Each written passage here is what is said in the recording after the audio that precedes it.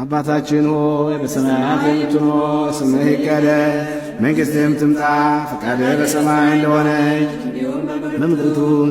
የዕለት እንጀራችንን ስጠን ዛሬ፣ በደላችንን ይቅር በለን እኛም የበደሉንን ይቅር እንደምንል፣ አቤቱ ወደ ፈተና አታግባን ከክፉ ሁሉ አድነን እንጂ መንግሥት ያንተ ናትና፣ ኃይል፣ ምስጋና ለዘላለሙ አሜን። እመቤታችን ቅድስት ድንግል ማርያም ሆይ በመልአኩ በቅዱስ ገብርኤል ሰላምታ ሰላም እንልሻለን።